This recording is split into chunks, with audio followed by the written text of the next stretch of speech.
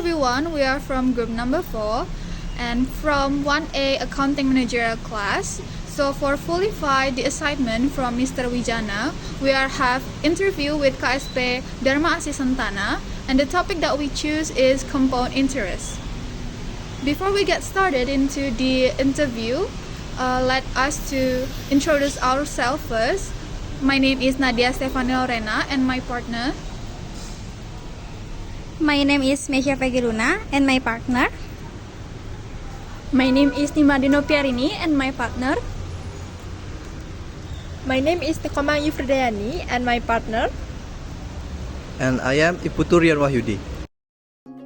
The Dharma Asih Santana Saving and Loan Cooperative is located at Jalan Uluwatu 2, number 19, Jimbaran, South Kuta, Badung. This cooperative is part of the cooperative movements in Badung Regency and focuses on savings and loan services. It was established in 2009 to support the growing small business in Jimbaran that needed low-interest loans. The idea was to create a financial institution in the form of a cooperative, which became the Dharma Asih Santana Savings and Loan Cooperative.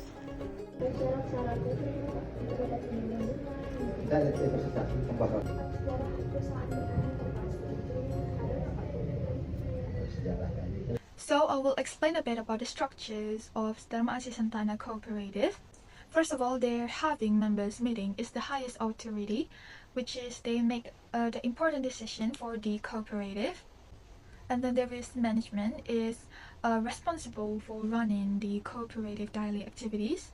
And then they have supervisor, which is ensure everything is running properly by monitoring and checking the cooperative operation. And they also chairperson and vice chairperson lead the cooperative and ensure its operation stays on track with its vision and missions. Let's move on to the finance department. So they're having finance head manage all funding and member services. And then there is customer service, help member by providing information and assistance.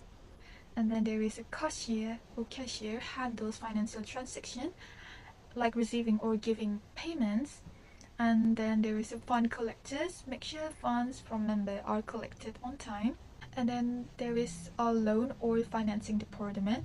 Of course, they're having the head of the loan and financing that is oversees the loan and financing process. And then there is analyze that evaluate whether members are eligible to get a loan. And then there is surveyors visit borrowers to assess their capability to repay loans. And then there is credit collectors that ensure borrowers pay back their loans. And then we moved on to the last department, which is the accounting head, manage financial reports for the cooperative. And then there is a bookkeepers that record all transactions and keep track of finance. And of course, the members are the heart of the cooperative. They are the owners and user of its services. Baik, selanjutnya saya akan menjelaskan mengenai teori bunga majemuk. Jadi yang pertama ada pengertian bunga. Bunga yang juga dikenal dengan suku bunga merupakan istilah yang digunakan untuk menggambarkan imbalan atau balas jasa yang diberikan oleh pihak peminjam kepada pihak yang meminjamkan dana, di mana besarnya suku bunga dinyatakan dalam bentuk presentase dari besar pokok pinjaman dan berlaku dalam jangka waktu tertentu. Selanjutnya, dalam perhitungan bunga dikenal adanya bunga majemuk, di mana bunga majemuk merupakan bunga yang besarnya diperoleh tiap akhir periode yang dipengaruhi oleh besar modal serta akumulasi suku bunga tiap akhir periodenya.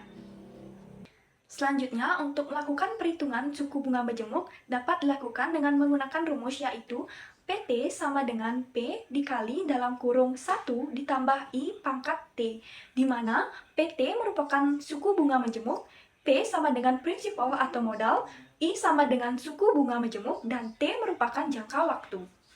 Selanjutnya, penerapan suku bunga majemuk dapat diterapkan dalam perhitungan jumlah anuitas, di mana jumlah anuitas dapat dihitung dengan menggunakan rumus yaitu SN sama dengan A dikali 1 plus I pangkat N dikurang 1 per I, di mana SN merupakan jumlah anuitas, A merupakan pembayaran tiap akhir periode, I merupakan suku bunga, dan N merupakan jangka waktu tertentu. Baik, selanjutnya ada dampak penerapan suku bunga majemuk bagi anggota dan koperasi.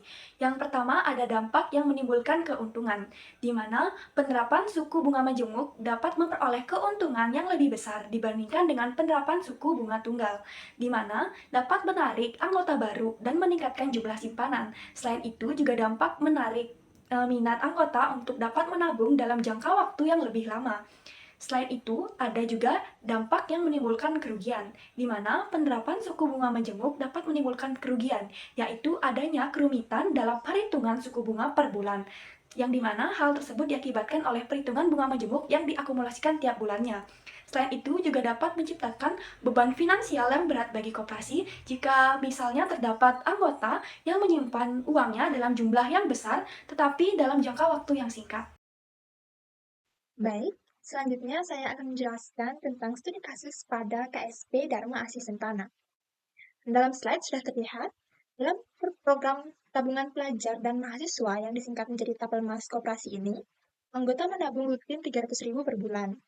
Berapa nilai tabungannya setelah 5 tahun atau sekitar 60 bulan dengan bunga majemuk 7% per tahun? Nah, kemudian, pada slide selanjutnya, telah didapat penyelesaian dari studi kasus tersebut, yaitu diketahui ada suku bunga atau I yaitu 7% per tahun, atau setara dengan 0,583% per bulan, sama dengan 0,00583.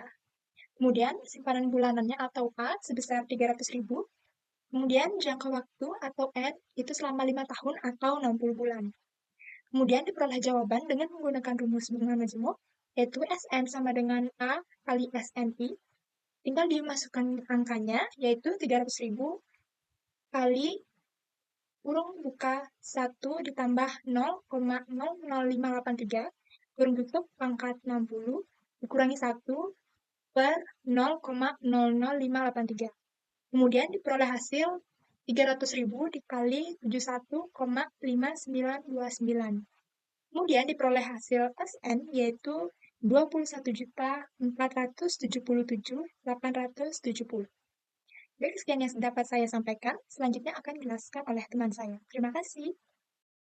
Nah, pada slide kali ini saya akan menjelaskan perhitungan dalam tabel yang dimana kita akan membahas bagaimana perkembangan tabungan dihitung berdasarkan suku bunga yang diberikan, yaitu 7% per tahun atau 0,5833% per bulan. Ada 3 langkah utama yang digunakan dalam perhitungan ini, yaitu menghitung bunga per bulan, menghitung saldo akhir, dan saldo awal. Langsung saja kita ke tahap-tahap perhitungannya, yang dimana pertama-tama kita menentukan besarannya bunga per bulan. Bunga ini dihitung dengan rumus saldo awal dikali suku bunga per bulan. Contohnya, jika saldo awal adalah 300.000, maka 300.000 dikali 0,5833% sama dengan Rp1.750. Artinya, bunga yang dihasilkan untuk bulan tersebut adalah Rp1.750. Untuk saldo akhir dihitung dengan menambahkan saldo awal ditambah bunga dan simpanan bulanan. Rumusnya, saldo awal ditambah bunga ditambah simpanan bulanan. Misalnya, saldo awalnya sebesar 300.000, bunganya sebesar Rp1.750 dan simpanan bulanan sebesar 300.000. Maka besaran saldo akhir adalah Rp601.750.